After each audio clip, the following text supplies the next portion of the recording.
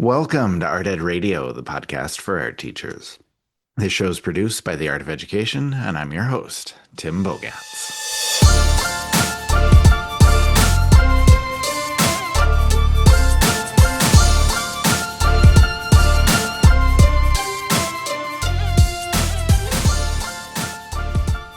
Okay, welcome to June. Welcome to the June Mailbag for some art teachers. Welcome to summer. We are very happy for you.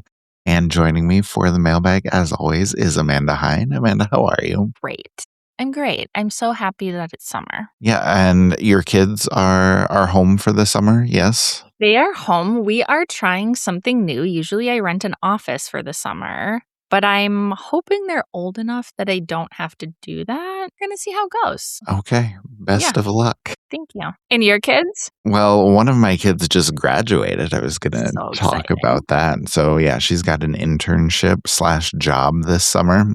Mm-hmm. Paid internship. She has to make it clear she is not going to work for free. Like that is a thing with this generation. Like just not even considering anything that will be free labor. Like she's not gonna give that up. So I'm proud of her for that. So that'll be good. And then my son is doing cross country camp and cross country training and summer school. So he's gonna be pretty busy as well. But they're now old enough both to drive themselves wherever they need to go. And so amazing. Makes my life so much easier in the summertime. I really appreciate it. All right. We also should do some introductions for those people who have not listened and coming to the podcast for the first time. My name is Tim Bogatz, and I was an art teacher for a very long time, both elementary and high school. Now work full-time for the Art of Ed. I do this podcast, as well as the conference, which is coming up in just a couple months. And Amanda, would you like to introduce yourself? Yes, my name is Amanda Heyn. I'm the Director of Community Engagement at AOE and oversee the team that does all of our media stuff in the conference and the community. And I was an elementary art teacher. All right. Now, I would love for you, Amanda, to tell us all of the exciting things that are coming up over the next few weeks in the community. Yeah, I can do that. We have a lot of fun things coming up this summer in the community. So if you're not there, you're going to get your typing fingers ready, okay? And you're going to go to community.theartofeducation.edu. It's free to come to the community. June's theme is treat yourself or treat yourself for all of our Parks and Rec fans. Yes. We do not have fine leather goods, unfortunately. But we do have a new event we're calling Tuesday Treats, which is just an art making hangout. Just come hang out with us for 30 minutes, bring whatever you're working on. You know, in the school year, we do our art club and our pop-up studio in the evening. Those are still happening, but we thought people are around. Maybe they want to come hang out with us during the day. Love the idea. Coming to those is free. So when you get into the community, just look on the left-hand side and go to events and replays, and you can RSVP. And we would love to see you. As I mentioned, we also have Art Club on June 11th at 6 p.m. Central with a new sponsor, Make Do. Well, you have to be excited about Make Do. Could not be more excited about Make Do. So for those of you who don't know me, if you don't follow along on Instagram, my kids are always making stuff, and cardboard is one of their favorite materials. In fact, we had a Make Do birthday party a couple of years ago where it was just cardboard fort party. So I just got a ton of boxes from Home Depot. We had Make Do at our house, which if you don't know, I guess I should tell you what it is if you don't know. They make cardboard cutters that are extremely safe for kids, as well as cardboard fasteners. It's like this little screw system, and it works beautifully. It's so fun. Anyway, I'm just a huge fan personally, and I'm going to fangirl about having Make Do at our event. So please come hang out with us then. And we also have a lunch bunch, live stream at 11:30 Central Time on June 26th. So you should come eat lunch with us. Yeah, lunch bunch is always my favorite. So I will definitely be there for that. But I am looking forward to the Tuesday treats. I think that's going to be a really good time. Now, my question is, do I have to RSVP even though I work here? Yes, just because it's fun to see your little head in a little circle. That's true. And then everybody knows who's coming. So I like that. Can I add on just a couple other exciting things that are happening? Okay. Yes, you can. Well, it's my podcast. I can do whatever I Wait, want. hold on. I'm so sorry. I have one more announcement. I Yes, know it's your please go. podcast. I forgot about Pop-Up Studio. That is Wednesday, June 17th at 6 p.m. That's come make art with us for an hour. Yes, so Okay. 2 weeks away. But we also give away a prize at Art Club and Pop-Up Studio. So if you need a little incentive, that sounds come get good. a prize. I like it. Okay, I'm done. All right, just 2 things really quickly. I mentioned the Art Ed Now conference is coming up in just a couple of months, so we're very excited. Oliver Jeffers, illustrator of The Day the Crayons Quit, also a million other books and an amazing artist. He is going to be our featured presenter. It's going to be a great presentation. We would love everybody to come. The full schedule is up on the Art of Ed website, so we will link to that. You can check out everything you need. You can register. We would love to have you at the conference. And then next week, Austin Kleon is going to be on the podcast. He has a new book out, and he sat down with me for an interview, and I cannot wait to publish that. He was great. Lots of great things to talk about. He's the nicest guy ever. His new book is wonderful. So make sure y'all tune in to the podcast next week to hear him. That's a lot of exciting news. There's a lot going on. So we're doing some fun things this summer. So that's good. Amanda, do you have any stories you want to share? Would you like me to start story time this month? Sure, go ahead. All right. Well, first of all, as I said, my daughter graduated. So that was fun. She was a speaker at graduation. She did a great job with her speech, very positive, very uplifting. We were very proud of her. Mm-hmm. And then did you cry? No, I did not cry. Okay. So just wondering. No, I mean, a couple times I came close. Yeah. This is not to say I don't or I wouldn't, because I absolutely do. And she's moving away for college. And every once in a while that just hits me. And yeah, but we had a big, far too elaborate graduation party because my wife loves planning graduation parties. So we did a lot, had a lot of people there, but the best part is everybody got to see my pollinator gardens all over the yard. And that's the real reason they were there. I can turn everything into garden talk, by the way. But it was great, and that got me to be able to talk to all sorts of people. I was able to give out some plants and some seeds when people were excited. Gosh. And so my daughter, who's big into sustainability and the environment, was very happy that we're doing some education and we're doing some outreach at her grad for gardening. So I was very excited about all of that. So yeah, it was a good time, and the celebration of her was also good. But the plant talk was wonderful as well. So, what's going on in your life? What do you have to share? Well, the poison ivy is out of control. I'm just ignoring it in terms of garden talk. Just giving up. No judgment. No judgment. That's fine. I'm going to deal with it. I just haven't yet. I did plant a perennial herb garden that I'm very excited about. Ooh, very nice. Can you tell me a couple herbs that you have? So perennial, if you're like me and have no idea what that means, every year you have to relearn it. That means they come back year after year. And I planted lavender, sage, chives, lemon balm, mint and oregano were already going, and rosemary maybe. I don't know if I said that. Very nice. Exciting.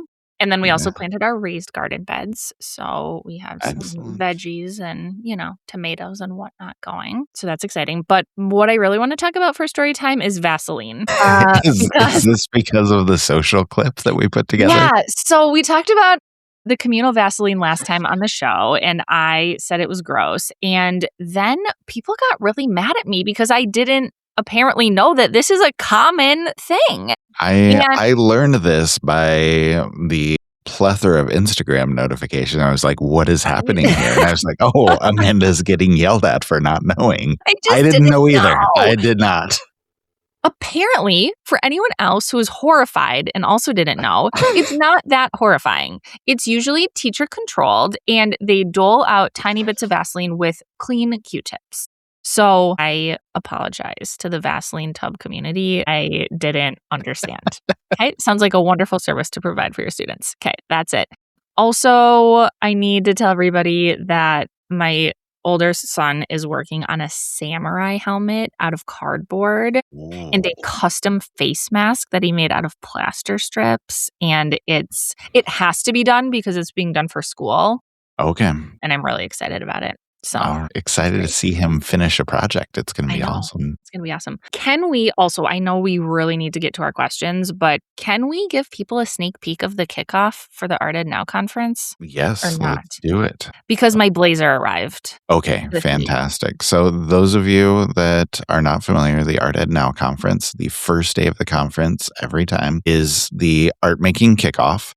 The first half, we play a game. The second half, we do an hour of art making that everyone is welcome to join. And for every kickoff, we do some kind of a game. We've done so many different things in the past. We've done Family Feud. We've done Jeopardy. We've done Pyramid. We've done random trivia things. Anything else that I mean, no, but we haven't done dozens. Jeopardy, but that's okay.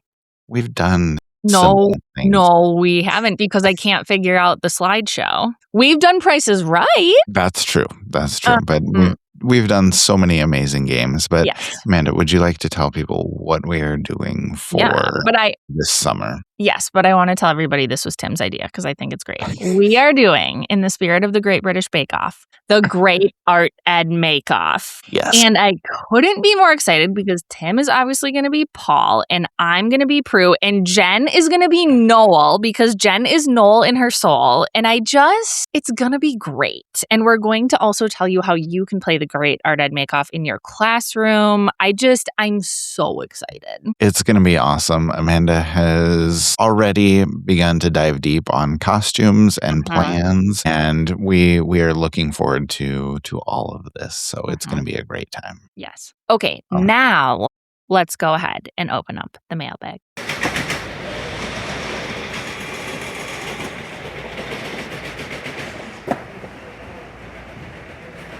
Our first question is from Bree in Connecticut, and Bree says, I got hired at a new school and just found out they do not allow teachers to have microwaves or mini fridges or coffee makers or any other kinds of appliances in their rooms. Apparently, teachers have tried to sneak them in and have gotten in trouble for it. Is this weird? It seems weird to me.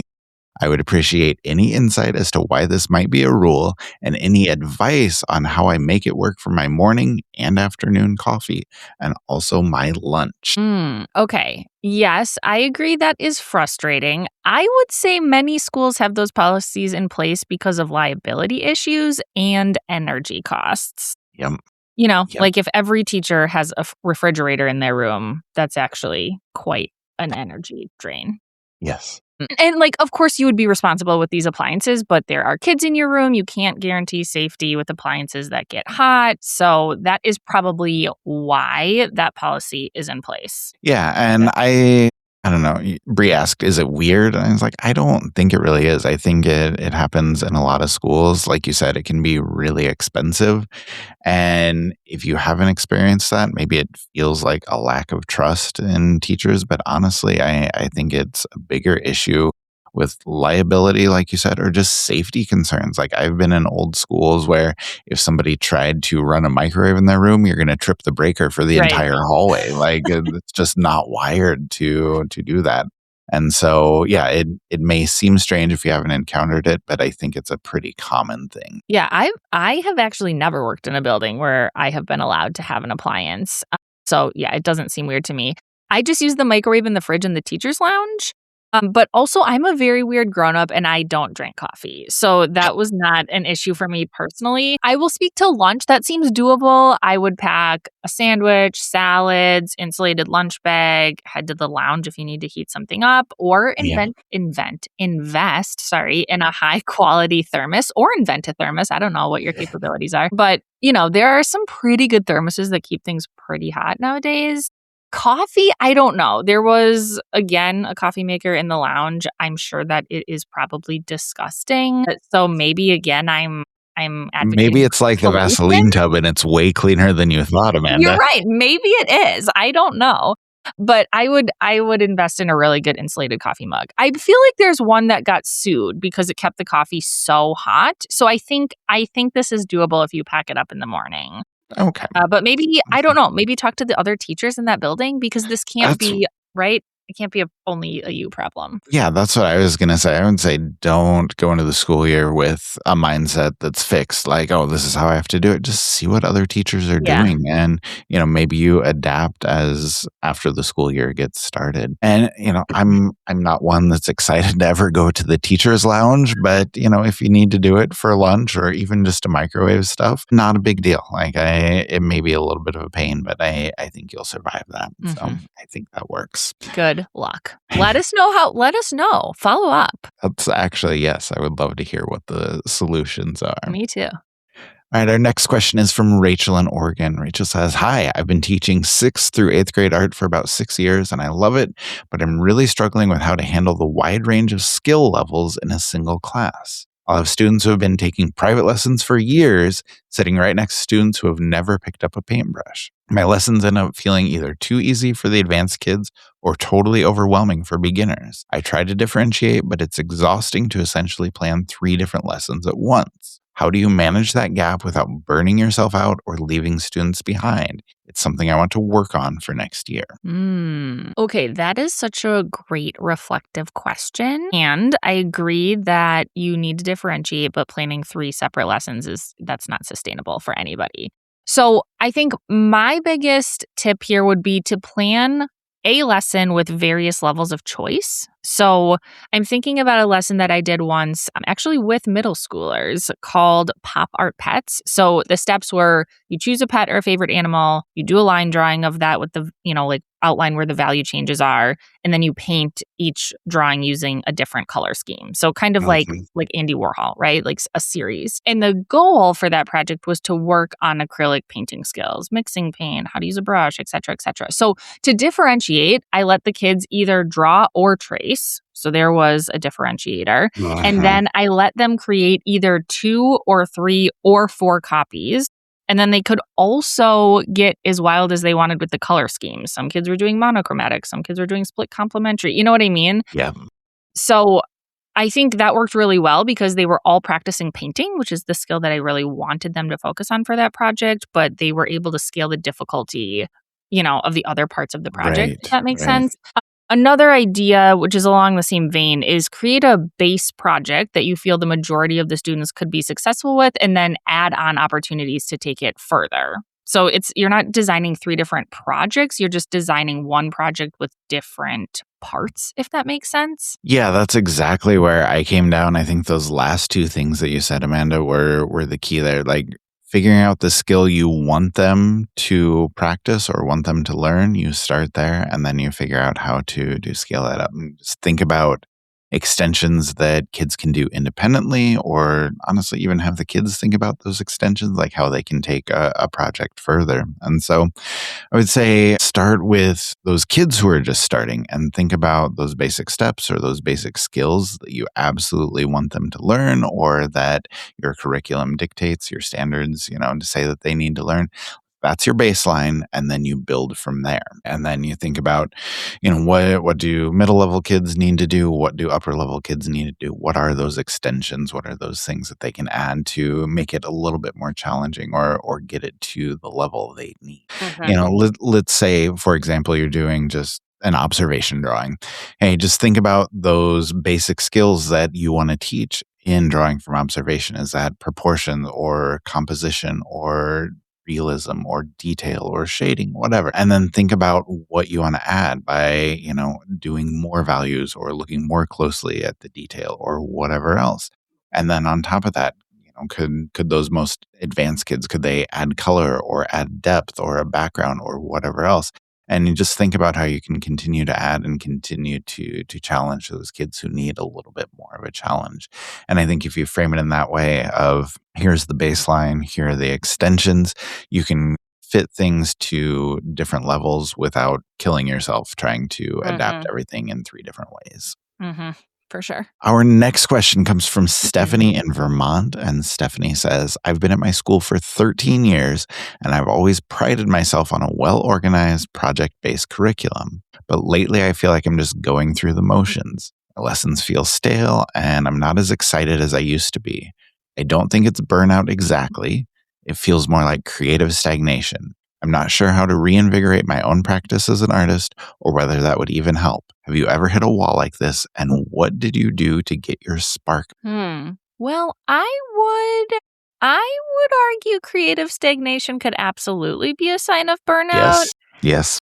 Don't ignore that. Clinically speaking, decreased motivation and not enjoying things as much as you used to are absolutely burnout systems. Right. Right. Like that was my first question was, are we sure it's not burnout? Mhm. And in all honesty, I would 100% start there. Like, reflect on your year, reflect on how you felt throughout the year. Like, ask yourself those difficult questions. Is it really burnout? And figure out if you need a break or if you maybe just need a refresh on a couple of your lessons. And Stephanie asked, like, would making my own art, reinvigorating my own practice, whether that would help. And I absolutely think it would. And so if you have the opportunity this summer to just make art for yourself without worrying about the classroom, then do that.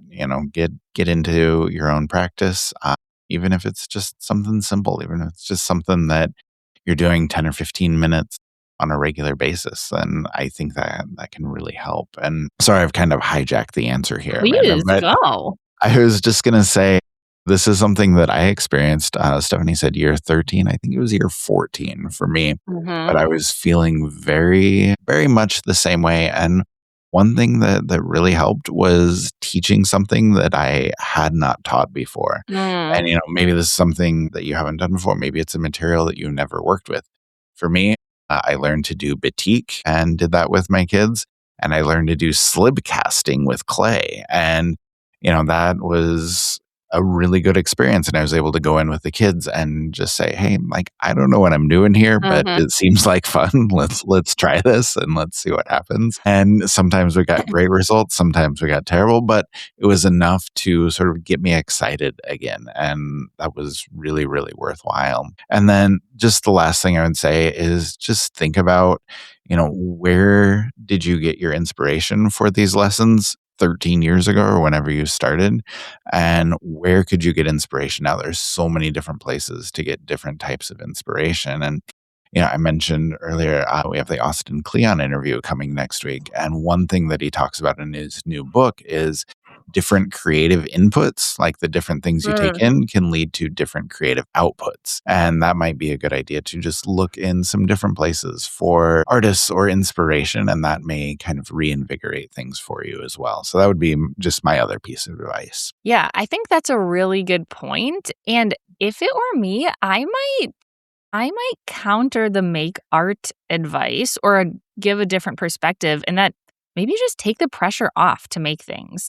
Mm, Sometimes I really get over anxious if I feel like I should be doing something and fair. I can't, fit it into my schedule or whatever. You might want to just let yourself be okay with letting that fall by the wayside and just like Tim said, like Tim didn't say this, I'm saying it, marinate in new experiences and inspiration. So that could be art related or not. Try a new restaurant, go see a movie, take a walk in a new part of town, look up an hour drive, places from you that might be interesting, a botanical garden, a small art market, whatever. If you do feel like you want to make something, I would also plug into any of our art making events this summer in the community. So we talked about those at the beginning of the show. We have Art Club, which is a bit more structured, but we also have Pop-Up Studio and Tuesday Treats going, which is just come and work on whatever you're working on. You can also just come and lurk. You can just come Mhm. and hear about what other people are doing, which might spark some new ideas. I personally have never made time to make my own art before I ran the Yeah. community. I mean, truly, I would do it here and there, but I now have a sketchbook that's full, and I find myself turning into it when I'm not even at Pop-Up Studio. So I that has love been great hearing for that. me. I know, Yeah, it's been that's really awesome. fun. That's really cool. So, no, I think that's some really good advice. And yeah, like I said, I like the art making thing, but did not think about the idea of maybe we just need a break from all of it and just, Mhm. checking out some other inspiration, some marinating in new Some marinade. experiences. Like, I think that can be worthwhile. So I appreciate that perspective as well. Next question is from Melissa in Colorado. Melissa says, 3 years ago, I inherited a ceramics program that had been neglected for years. The kiln was barely functioning, the clay supply was a mess, there's no real curriculum in place. I've spent the past 3 years rebuilding it from scratch, which has been rewarding, but now I'm facing a new challenge. I have way more students who want to take ceramics than I have space for and equipment for. There's a long wait list for my class. Students are frustrated, and I feel guilty turning kids away from a class that they are genuinely excited about. How do you handle a program that has grown beyond its capacity? How do you make the argument to administration that you need more support? Well, this sounds like an excellent problem to have, but I'm going to let you take that because I didn't teach at the high school level. Can Well, you start I us out?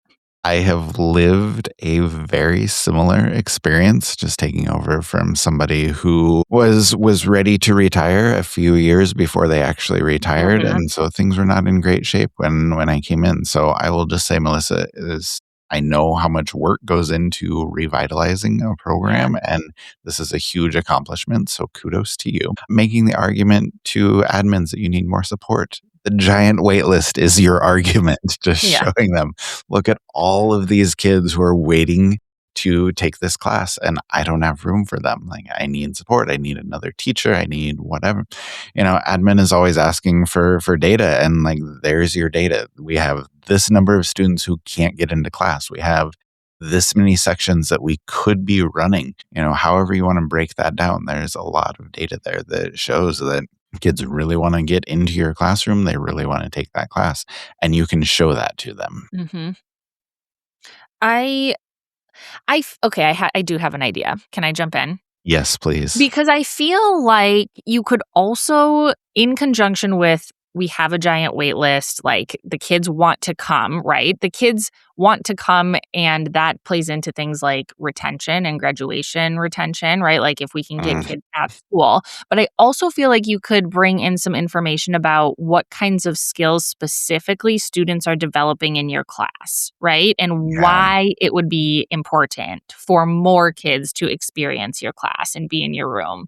There's a lot of discussion, maybe I'll say, going on about AI right now, but there's a lot of momentum for the argument that like making things with your hands teaches a set of skills that cannot be taught with technology, Yes. right? Yes. Problem solving, critical thinking, creativity, all of these things that we are being told kids are going to need for the future because we don't know what the future is going to look like. And so, actually, the biggest skill kids need is to be able to pivot and creatively think and adapt. And these are all things that kids are learning in the art room. And so, I feel like if you can bring that sentiment to admin in conjunction with this hard data of kids who want to be in your room, Mhm. I think that could make for a very compelling argument. Yeah, absolutely. That is a great point and a great set of ideas that you can bring. But one other thing that I did, I think the statute of limitations is passed on this. So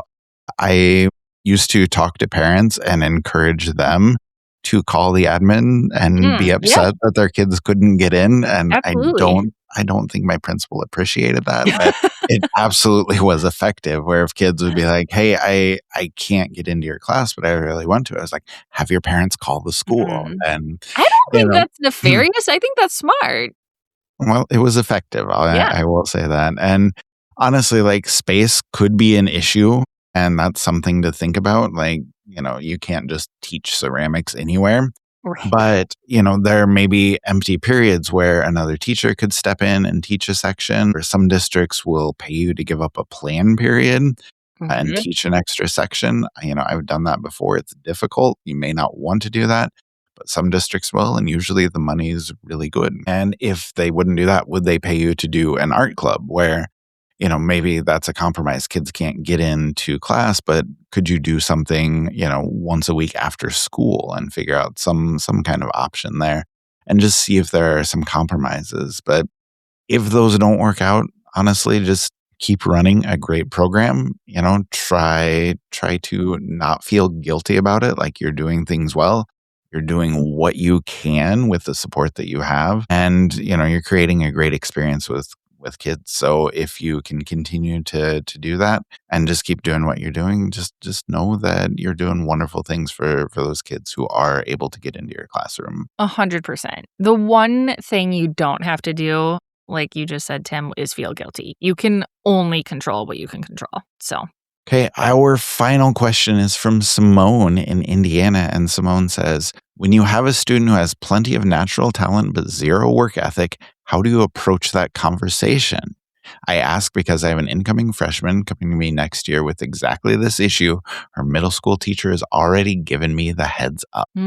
Okay. Perhaps unpopular opinion, Ooh, but I don't I'm want ready. to hot take. I don't want to know. I don't want to know that, actually. IEP 504, significant behavior issue. This kid's going to run out of your room. Yes, of course. Of course, we need that information up front. But just like this kid is tricky or good luck with that one, I would rather figure that out on my own because you don't know how a kid is going to mesh with your teaching style or your personality. Exactly. Kids have off years, right? They are growing and maturing at wildly weird rates. Social dynamics shift. There's a lot of different things that go into motivation. Yeah. Can I complain really quickly? My least favorite thing is if you're talking to another teacher about a kid, maybe even asking for help, and they're like, oh, he never does that for me. Oh, she's not like that in my room. Yeah. The worst. The absolute worst. So many different dynamics between classroom management and subject matter and everything else. Yeah. Really, really hate that. So I think I'm on your side with this one. Yeah. Okay. I mean, that's a small soapbox and not at all what you asked. So what you did ask and how I would answer is I would just wait and see how it goes. Yeah. I would also reframe zero work ethic as has not found the right inspiration, right? Yeah. And I would approach this like a detective. What would make this kid want to work hard? I love these kids, actually. Like, it's so fun to me when someone is really talented, but they're not working. I'm like, ooh, like what a little fun puzzle you are. What subjects excite them? What do they like to do in their free time? Often I feel like being allowed to personally connect with the work in some way is what makes things click for kids. This is not a generalization of all gifted kids, but often gifted kids will not perform to the best of their ability if they are not invested in the work, if it is not their idea, if they're being told they have to do something in this specific way because their brain is beyond that. And so actually they're just bored and then disengaged. So I don't know if this kid is like that, but I would just start by asking them what they enjoy working on, right? How could you help them be successful in your class? They might have ideas for you. Yeah, absolutely. And I want to speak to a couple things you said because I agree with you almost completely there. I think reframing it is really, really important because just hearing the words like zero work ethic, like that's a conclusion that you don't need to jump to right away. You haven't met this kid before. And so now that you have this information, whether you want it or not, like you said, Amanda, go into detective mode and just start with that question, like what hasn't clicked yet? And like you said, that generally these kids have not found the thing that makes them want to work. Mm-hmm. And, that might be because they're not getting the right assignments. Maybe they never felt like they're doing work that's actually theirs. Maybe they're looking for a chance to bring out their own voice, which is something we talk about all the time at the secondary level. And honestly, maybe just moving to the high school will be enough for them. Maybe that'll be the motivation. Maybe just being in a class with some older students, some juniors and seniors in that intro class, that might be enough to get them going. You'd never know what the setup is going to be. But I think you just have to work one-on-one with them. And if you have the freedom to deviate from your curriculum a little bit, like, can you give them some freedom as well? Give them some choice of like, what do you want to work on? What do you want to learn? What do you want to do? And how can I help you do that? Yeah. For sure. Okay. I have a anecdote here, which is my own personal child who never follows the assignment in art class. He was asked to write his name in bubble letters and then fill the background in with patterns. And he wrote his name in bubble letters. It was very tiny. It was in the corner. And then he filled the page with binary code because, quote unquote, that is a computer pattern. I was going to say that is technically a pattern. And his art teacher is the best because she just lets him go with it. Yeah. And if she told him that he had to do it the quote unquote right way, he would be disengaged immediately. But she has let his weird ideas fly for the entirety of the time that he has been in her class. And he loves art class. Now, Wow. do I get things from Artsonia, which are like, do you want these leeches on a mug? Because the assignment was to do a Japanese silk painting of an animal, and he chose leeches.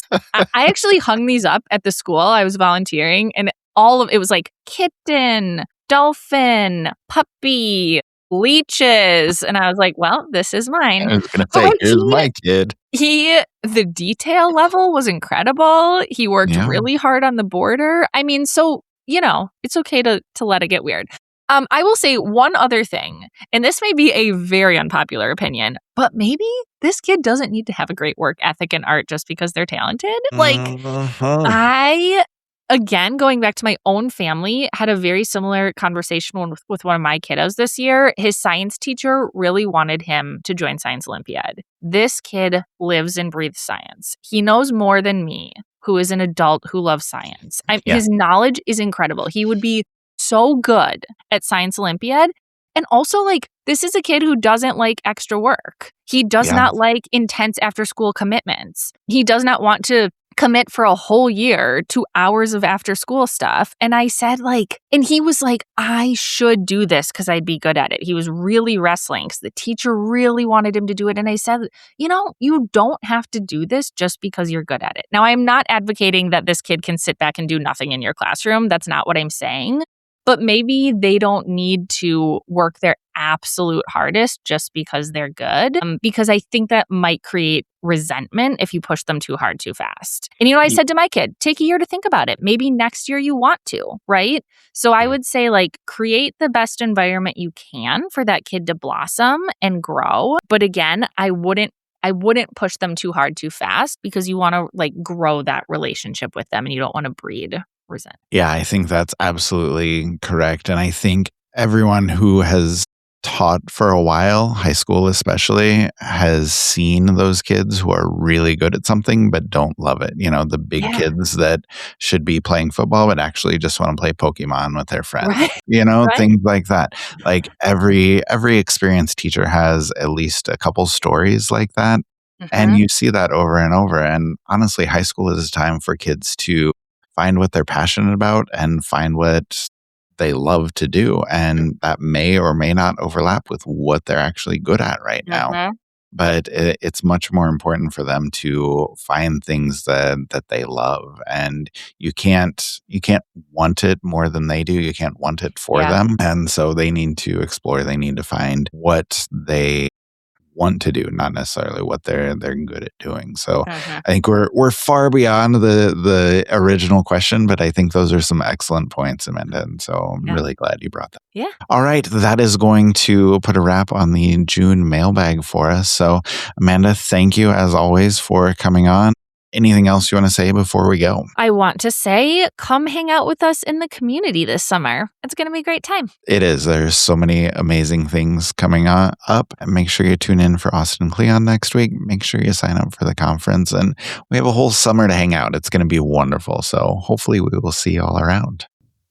All right. Thank you so much to Amanda for joining me for the June mailbag. And thank you to everybody who sent in questions, and keep them coming. You can always email podcasts@theartofeducation.edu or Timothy Bogatz at theartofeducation.edu if you have a question for us. And if you want to hang out with us this summer, head over to community.theartofeducation.edu. You can join the community for free if you're not there already.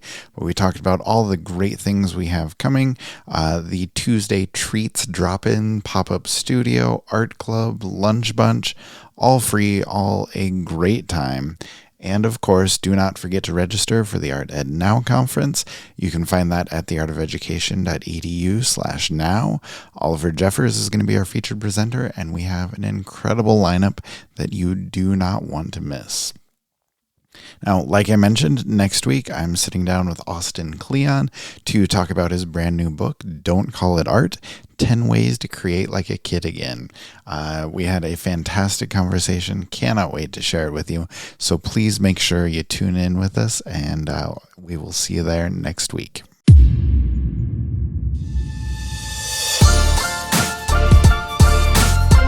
We are so glad you joined us for today's episode, and we hope it was helpful for you.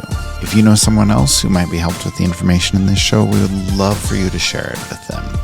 We also appreciate all the ratings and reviews that listeners leave for us, so if you have a few seconds to give us a 5-star rating or even leave a review on Spotify, Apple Podcasts, or wherever you listen, we would love to see it.